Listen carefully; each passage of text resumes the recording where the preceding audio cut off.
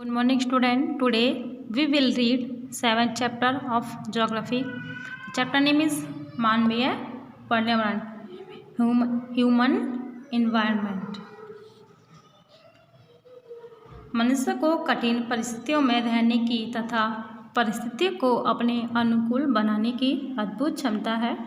मनुष्य का जन्म आज से लगभग 20 लाख वर्ष पहले हुआ था। मनुष्य की जीवन शैली बदलने में बहुत समय लगा। यह समय पुरा पाषाण काल के नाम से जाना जाता है, यानी कि मनुष्य के जीवन में धीरे धीरे परिवर्तन होने लगा और उस परिवर्तन को समय को पुरा पाषाण काल के काल से नाम से जाना जाता है। कृषि से उसके जीवन में स्थिरता आ गई, क्योंकि खेती की देखभाल करने के लिए उसे खेतों के पास ही ठहरना पड़ता था। खेतों के पास ही उसे अपनी बस्तियां बनानी पड़ी। ये बस्तियां झीलों और नदियों के निकट होती थीं। कृषि से मनुष्य की भोजन की उपलब्धता निश्चित हो गई और जनसंख्या में वृद्धि होने लगी। अब मनुष्य अपनी आवश्यकताओं की पूर्ति भी अच्छे ढंग से करने लगा। उसने विभिन्न प्रकार के उपकरणों का निर्माण तथा विकास भी किया। इस प्रकार प्राकृतिक पर्यावरण में बदलाव आ गया। पहिए की खोज मनुष्य के विकास की आधारशिला है, क्योंकि पहिए के आविष्कार के फलस्वरूप ही मनुष्य ने बर्तन बनाने, गाड़ियों का निर्माण, धागा काटने और वस्त्र बनाने की कला का विकास किया। नए नए उद्योगों का विकास हुआ, जैसे लोहार, वड़ेगिरी और कुम्हार कला आदि। औद्योगिक क्रांति का जन्म यूरोप में हुआ। यद्यपि यहाँ सभ्यता का विकास अपेक्षाकृत बाद में हुआ था। उद्योगों के विस्तार से पर्यावरण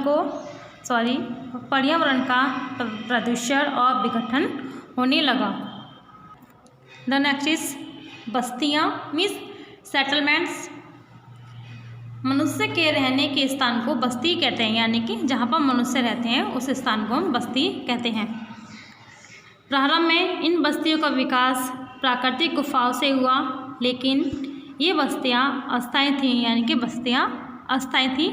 इसमें कई लोग रहते थे या कभी नहीं रहते थे, क्योंकि मनुष्य को भोजन की तलाश में विभिन्न स्थानों पर घूमना पड़ता था और उन गुफाओं को छोड़ना पड़ता था। जब मनुष्य खेती करना सीख गया, तब वह नदियों के तट पर या ऊंचे स्थानों पर मकान बनाकर रहने लगा।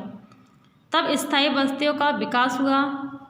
यही मानव की प्राकृतिक बस्तियां या गांव कहलाती थी। कालांतर में परिवहन, उद्योग, व्यापार, वाणिज्य और संस्कृति का विकास होने लगा, पर ये बस्तियां स्थायी हो गईं। द नेक्स्ट इज बस्तियों का वर्गीकरण, यानी किसके आधार पर बस्तियां का वर्गीकरण हुआ था। बस्तियों के वर्गीकरण के विभिन्न आधार हैं। पहला हमारा बस्तियों के उपयोग की अवधि के अनुसार, यानी कि बस्तियाँ स्थायी और अस्थायी दोनों प्रकार की होती हैं। जिन बस्तियों को थोड़े समय के लिए उपयोग में लाने के बाद छोड़ दिया जाता है, अस्थायी कहलाती हैं। यानी कि कुछ बस्तियों में कुछ मानव कुछ समय रहने के बाद उसे छोड़ देते हैं, उन्हें अस्थायी बस्तियाँ कहते हैं। और कुछ बस्तियों में मानव लंबे समय तक रहते हैं, उनको स्थायी बस्तियाँ कहते हैं। द नेक्स्ट इज बस्तियों की आकृति के आधार पर। ये बस्तियाँ 3 प्रकार की होती हैं: पुंजित, प्रकीर्ण और न्यस्त। पुंजित तथा न्यस्त बस्तियों में मकान एक दूसरे से सटे होते हैं। ये बस्तियाँ प्रायः नदियों के तट पर अधिक पाई जाती हैं। इसके विपरीत प्रकीर्ण बस्तियों में मकान दूर दूर स्थित होते हैं, पर्वतों, मरुस्थलों और घने जंगलों में पाई जाती हैं। द नेक्स्ट इज निवासियों के व्यवसाय के आधार पर। कुछ बस्तियां लोगों के व्यवसाय के आधार पर बनती हैं। ये नगरीय और ग्रामीण 2 प्रकार की होती हैं। ग्रामीण बस्तियों में लोग मत्स्य, खेत, कृषि, वनोद्योग आदि प्राथमिक व्यवसाय में लगे होते हैं। इसके विपरीत नगरीय बस्तियों के निवासी वाणिज्य, व्यापार, निर्माण, उद्योग, परिवहन आदि व्यवसाय करते हैं। नगरीय बस्तियां कस्बों, नगरों तथा पल्लों में उपलब्ध होती हैं। द नेक्स्ट इज बस्तियों की स्थितियाँ। बस्तियों की स्थितियों से आशय उन स्थानों से है जहाँ कोई बस्ती बसी होती है।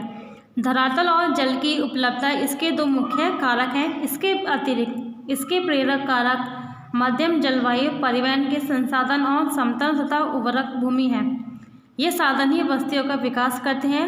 मरुस्थलों में जल प्राप्ति वाले स्थानों मरुधानों में आदि बिंदु बस्तियाँ पाई जाती हैं। इसके विपरीत बाढ़ के स्थानों में बाढ़ग्रस्त निम्न दलदली क्षेत्रों से दूर शुष्क चबूतरों वाली बस्ती शुष्क बिंदु बस्ती कहलाती है। द नेक्स्ट इज परिवहन, ट्रांसपोर्ट। परिवहन मानवीय पर्यावरण का महत्वपूर्ण अंग है। आधुनिक सभ्य बस्ती के विकास के लिए परिवहन के साधन अत्यावश्यक हैं। लोगों तथा सामान को एक स्थान से दूसरे स्थान पर ले जाने अथवा लाने के लिए जिन साधनों का प्रयोग होता है वही परिवहन के साधन कहलाते हैं। परिवहन के द्वारा किसी क्षेत्र की वाणिज्यिक गतिविधियों का भी विकास होता है। पहिए की खोज से पहले लोगों को अपने सामान के साथ पैदल ही दूरी तय करनी पड़ती थी। बाद में सामान ले जाने के लिए पशुओं का प्रयोग किया जाने लगा।